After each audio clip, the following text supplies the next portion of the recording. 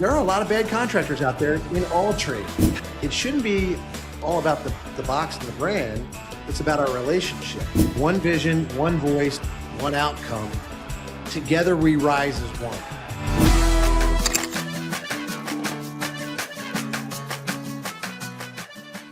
Welcome back to Cracking the Code. Drew, Cameron, let's talk about partnering for profit. Sounds good to me. I love the topic and love the idea and concept. And I think we're going to shake up some ideas as to what people think when they hear that title. So yeah, happy to have that conversation.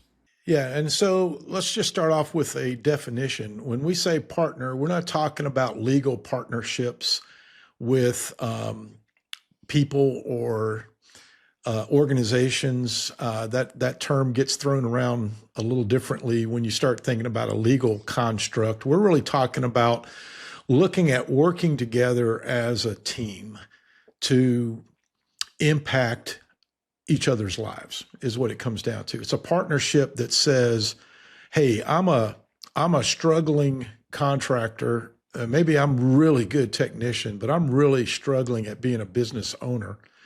And I need your help. And Mr. Distributor, you're my lifeline right now because you're the guy that sells me stuff that I then sell and install and maintain.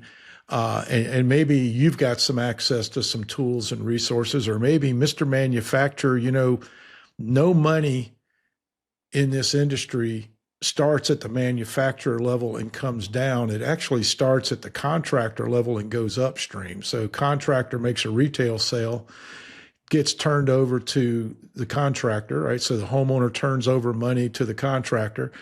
Contractor pays his people, pays his other bills, including yours, Mr. Distributor. So we're talking to multiple entities here. And then Mr. Distributor has to pay his manufacturer, his suppliers for the materials that he's distributing. And, the flow continues going uphill. So if we're going to have a true impact on the financial well-being of our industry, we have to recognize that it's a partnership at the contractor to consumer level. It's a partnership at the contractor teammate level. It's a partnership between the contractor and the distributor, and ultimately to the suppliers to that distributor. So to the manufacturers of the equipment or the accessories, the enhancements that we can offer. So it's all about looking at the human sitting next to you and working with you, working for you, working around you, you're working for them, all the different humans that are involved here. There's a need for us to look at each other as partners in profit. Now, I've asked a lot of homeowners when I was selling jobs, I said, do you want me to earn a reasonable profit, an unreasonable profit, or no profit? And guess what they said most of the time? I think most of them would say probably a fair profit or reasonable profit. It needs to be reasonable. So thank you for that. Thank you for that permission to earn a reasonable profit. That's what we do. We're not trying to gouge you. We're not trying to do anything to hurt you. We're a partner in your success of being safe, healthy, comfortable, and efficient. And to do that, I have to hire people that are higher quality than what many people hire. That costs a little bit more money. So our projects typically cost a little bit more money than everybody else, because when you hire some of the best, you're going to have to compensate them accordingly. And even though they were the best when we hired them, we know that they need to be better tomorrow than they are today. So we're constantly investing in tools and training to help them be even better for you. That's for your benefit. That's not for our benefit. It's for your benefit. We do everything for your benefit because you ultimately are the most important partner in our success. So with all that kind of as a framework, we've had a lot of good conversations about communication, about the importance of being, just really good from a systematic approach standpoint. We've talked about all kind of different things, but when you think about kind of escalating the relationship that says, you know what, I need to partner up with people that really care about me too. And so as a consultant, and I'm sure you've had this discussion before with a lot of your clients, being that we're both former contractors, I get this question pretty regularly. People will ask me, well, David, if you were back in the business today, What brand would you sell? I said, well, you asked the wrong question. And they're like, well, no, that's the question I'm asking. What brand of equipment would you be selling? I said, you're asking the wrong question. What do you mean? I said, the question should be, which local wholesaler that serves your area is most interested in your success? That's the one you need to partner with. And whatever product they sell, that's what you sell, because you want to support people that want to support you in a partnership of growth. So when you throw that out to people and they start looking at things a little bit differently, I just did a presentation to for a manufacturer's group of salespeople. And we started talking about that, and they're like, wait a minute. It's all about the brand. No. The logo on the cardboard box is not the reason that a contractor wants to do business with you. You need to understand that. Contractors want to do business with you because you want to do business with them, number one, and that you're going to help them grow. You're going to partner with them in their success because you know that that's your retail sales force, and you're so interested in their success that you're willing to do what you can do to help them get to that point in their business. So with that kind of as the framework, Drew, what are some of your thoughts on that? Well, I love the multi-faceted approach to this, and I'll throw another facet in there for you, which would be third parties, right? Because you talked about coworkers and you're talking about vendors, right? But then we have the third parties, that do stuff that we don't do, for example, right? As well, right? So, for example, I mean, back in the day, Cameron and Sons, we were not an oil company, right? And we were not a chimney company, and we were not an asbestos company, but a lot of that stuff was needed, right? In some areas we required certified electricians, master electricians, based on the permits, and so we had to third party that, right? And so sometimes we don't do certain things, but just because I don't do it doesn't mean that I shouldn't, or at least that I shouldn't provide a resource, right? And so, but I love that because I think we're all connected in the collective, right? And the collective is, what does it take to get a result, to get an outcome, right? And I always like to say, one vision, one voice, one outcome. Together we rise as one. And the way we get better is together. And so I love that, like how you talked about that, about getting the people on my team. I got to basically create a great work experience so they can have a great livelihood, so they can take care of their families, so they can show up as the best version of themselves, knowing that that their lives are taken care of, and they can focus on the craft of taking care of these customers, right? And so we certainly want to do that with our coworkers. And like you say, then with our vendor partners, it's like, it shouldn't be all about the box and the brand. It's about our relationship. And do I help you accomplish your objectives, Mr. Vendor? And will you help me accomplish my objectives? Because that's what's going to build the loyalty between us. And more than anything, that's what our vendors want. They want loyalty. They want us to, they want to be our only provider. And if not the only provider, they want to get the bulk of our business, right? Any manufacturer will tell you they typically want about 75% of your business. They know that you're not going to sell 100% of their stuff, but they typically want about at least 75%, right? And so my job is to realize we're all in this together. And if I win and you lose, to me, that's a sum loss, right? It has to be omni-beneficial. Everybody wins, right? Not everybody gets everything that they want, right? Yeah, because that's someone winning and someone's losing, right? So we all have to win at some level, and I think that's probably the problem with wins and losses, right? Is someone's basically raising a trophy and someone gets no trophy. Well, then someone says, well, we give participation trophies. Well, okay, no, right? No, I want everybody being better for the experience, right? And I think that's kind of, when I think in terms of partnering for profit, it's everybody profits, and it's not always money. Oh, absolutely. Because think about this. If the homeowner is the one that's funding the entire distribution channel, right? Because they are. If the homeowner is the one that's funding it all, you can't look at it financially as being a win for them because they're making an investment in our industry. Think about that, right? They're making an investment in the contractor. They're making an investment in the distributor. They're making an investment in the manufacturer. And when we look at things as a partnership, and especially in sales, I am partnering with you to ensure that your family lives in the safest, healthiest, most comfortable, and energy efficient home possible. That's my job.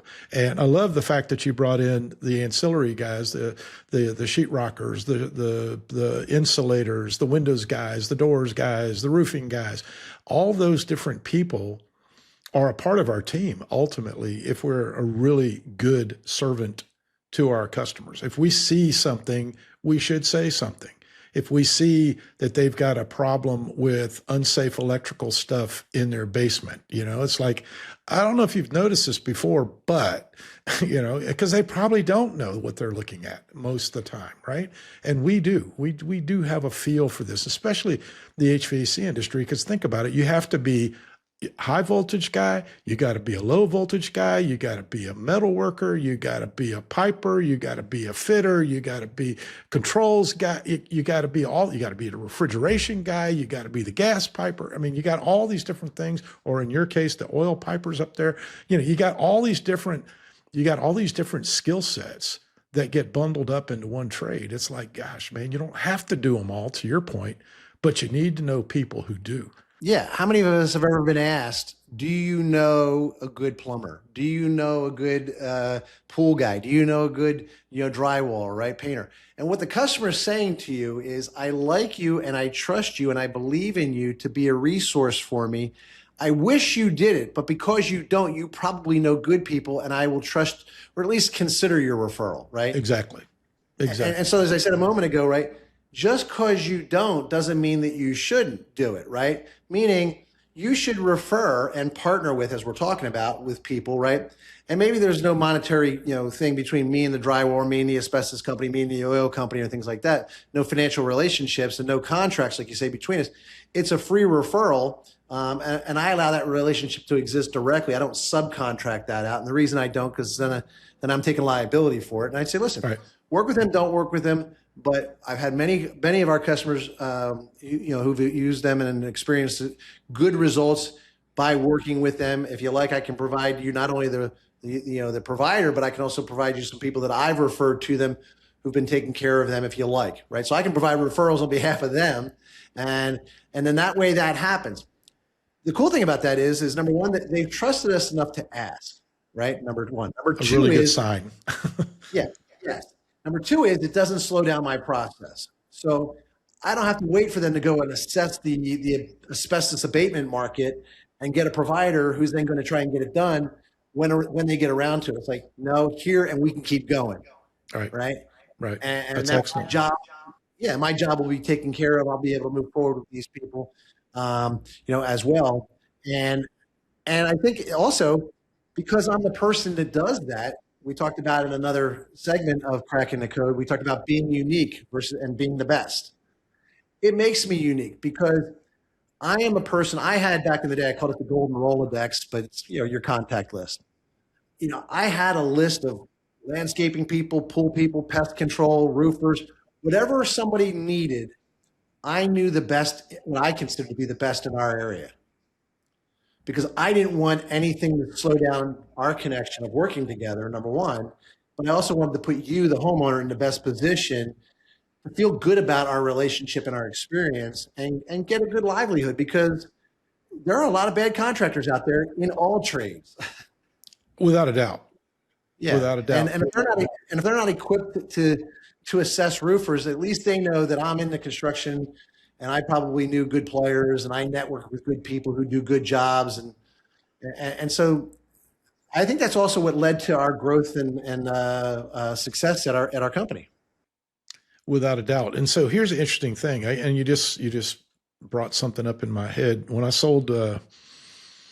dad sold the business back in '99, I started a consulting business back then and started doing some training on stuff. And I found that most people didn't know how to really create a referral-based business. And so I created a little process. We called it Unlimited HVAC Referrals. I got a workbook and the whole 9 yards and do a presentation on it. And I'm gonna resurrect it and turn it into an LMS course. You just gave me that idea, so I'm gonna do that. But here's one of the principles in that, and you just described it perfectly. I called that a referral alliance, right? And the way we did it at Holt Service Company is when they asked us, who do you recommend for? I had a printed list, and I said, I'll just show you who I use. Here's who I use. Now, you want to get the best service at your house? Refer the guy. Say, look, I intend to refer you if you do the right work. Guess what? All of a sudden, they're falling all over themselves to do the right work because they know that you're an influencer within the market because they see you on TV, they see you on the news, fortunately, they don't see your picture on the post office wall, but you're a known commodity. You're working with the youth in the youth soccer program. You're part of the community, and everybody knows who you are, and you got a great reputation. They do your fence. You're going to get more business from the next guy who said, a good fencing guy, right? Here's the fencing guy, right? So I had a printed list, and I didn't call it a referral alliance externally. I mean, that's what I called it internally, but I had a referral alliance, and guess what? They reciprocated. So when the pool guy kept getting referrals from us, hey, a good heating and air guy? Yeah, call David at Holt Service Company. I mean, it was just beautiful. And there was no expectation that that would happen, but it did happen, right? Because it was helping both win. So when we think about partnering for profit, it does go horizontally, it goes vertically, and it's omni. Right? It's an omnipresent type thing when you take it seriously. Man, that's powerful. Thank you for bringing that up, man. You just made this session a whole lot better. Thank you. Yeah. No, you're welcome. And I love that because to this day, that's who I am. I pride myself on my network. I know the best marketers. I know the best people who do software and branding, whatever it may be a contractor needs. I tell them, hey, listen, if you need anything, reach out. And I get people who call me all the time. And it's funny how many people I have referred, but I don't see that kind of coming back. And I don't do it for that reason. Like, I don't do it because, well, Adams Hudson back in the day referred that guy so many times, right? Joe Cressar, right? So many times. Dan Antonelli from Kick Charge, right? So many times. None of them have ever sent business back my way. And I don't basically say, you guys suck. You haven't done anything for me. I'm going to stop doing it. No, I do for somebody because it's who I am. It's my identity, and I want to help. And if I never get anything back, you know what? What I did get back is I felt good, right? And I took care of another human being, like we talked about in another session, right? Humans helping humans. And if it comes back to me, great. It does come back to me in many other ways. I think the universe returns it back to me. But I don't do affiliate deals with anybody, right? And I didn't do affiliate and referral deals and commissions and things like that, kickbacks back in the day either, because I wanted the relationship to be clean, right, and neat. And if you got something from it, maybe you get, like you said, you refer things back to me if in fact it helps you too, right? Because that's what I want. It's just like I want people to take care of each other. Yeah. And so, in my words, you just described what I call emotional income versus financial income, right? So I'm immediately receiving the income of being able to help someone else. I'm fine with that. It could stop right there. If it turns into financial income, that's just icing on the cake. Yeah. I always believe that if you do the right things for the right reasons, the world will take care of you. I think that's what Zig said in a different way, right? If you help enough people get what they want, they'll help you get what you want. So helping people is always in fashion.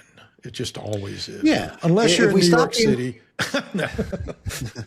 If we stop being transactional and coin operated as humans, I think we'd be better off. And like you said, we talked about in another segment, humans helping humans. This segment's obviously partnering for profit.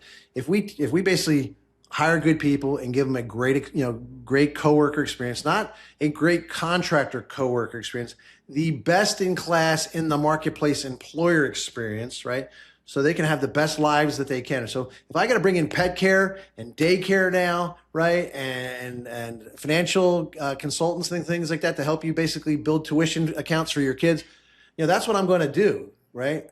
Because I can, right, and give you that thing so that when you're here, you don't have to worry about going home and taking care of all that. We got you. We'll bring that in because we can assimilate that, and we have scale to do it, right? I've got a client who's a member who's doing that exact thing, and he's saying, listen, we're going to provide daycare, we're going to provide pet care, we'll do dog walking service, we'll bring in financial consultants to help these people understand how to set up their retirement funds and their tuition funds for their kids and things like that.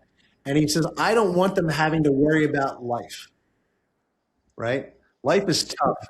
Life is tough. If I can make life easier for my people, guess what? I provide a better experience. So people are going to come knocking on my door to work for me. And then that allows me to go ahead and market and take care of more homeowners and customers, right? Then I go to my vendor and I say, listen, what do you need to get what you need out of this marketplace? Partnering for profit means looking at everything through the eyes of all the individuals around you and trying to help them be better off tomorrow than they are today. And really, the profit may be emotional profit, it may be financial profit. It's certainly always profitable to do the right thing for the right reasons. Your partners are the folks that work with you and for you, the folks that work up from you, down from you, and all around you. So think about it as you're working through your day. Look for ways to help the person next to you be better tomorrow than they are today. You'll earn a profit in ways that you've never imagined. Man, this has been another great one, Drew. I appreciate your input on this and look forward to speaking with you on another Cracking the Code event.